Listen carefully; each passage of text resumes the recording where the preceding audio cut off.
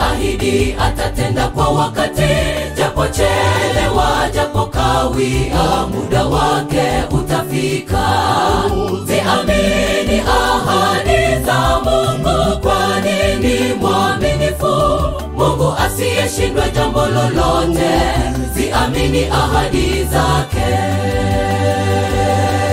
Ahadi za Mungu zatimia, akiahidi atatenda kwa wakati, japo chelewa, japo kawia, muda wake utafika. Ziamini ahadi za Mungu, kwani ni mwaminifu, Mungu asiyeshindwa jambo lolote. Ziamini ahadi zake. Je, umesumbuka kwa muda mrefu na umefikia kukata tamaa? Waona kama vile Bwana hakujibu, na pengine rafiki zako wanakuvunja moyo. Vumilia ndugu, tena omba kwa imani tu, hajakawia bado, Bwana atakujibu. Ahadi za Mungu zatimia, akiahidi atatenda kwa wakati, japo chelewa, japo kawia, muda wake utafika. Ziamini ahadi za Mungu, kwani ni mwaminifu, Mungu asiyeshindwa jambo lolote. Ziamini ahadi zake.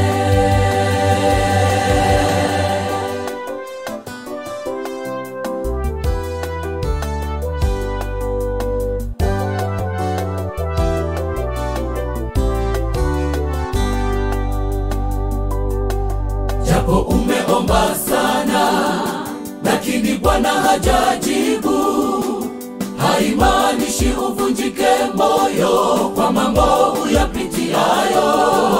Endelea kumuamini, Bwana ni mwaminifu, alivyotenda kwa wengine atatenda hata kwako. Japo umeomba sana, lakini Bwana hajajibu, haimaanishi uvunjike moyo kwa mambo uyapitiayo.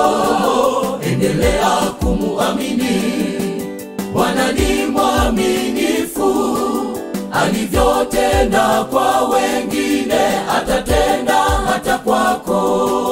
Ahadi za Mungu zatimia, akiahidi atatenda kwa wakati, japo chelewa, japo kawia, muda wake utafika.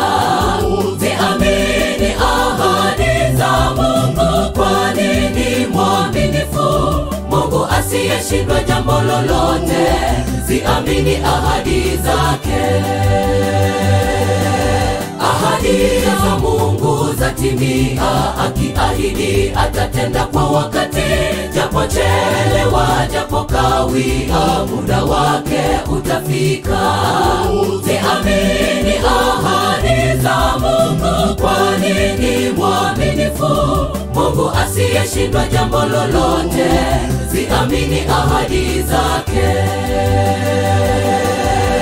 Atatenda kwa wakati, kama alivyomtendea Sara, akiwa na miaka 90 akapata mtoto.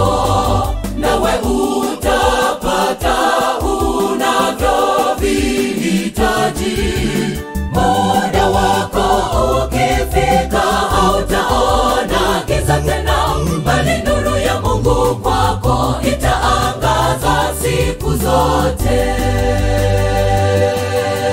Atatenda kwa wakati, kama alivyomtendea Sara, akiwa na miaka 90 akapata mtoto.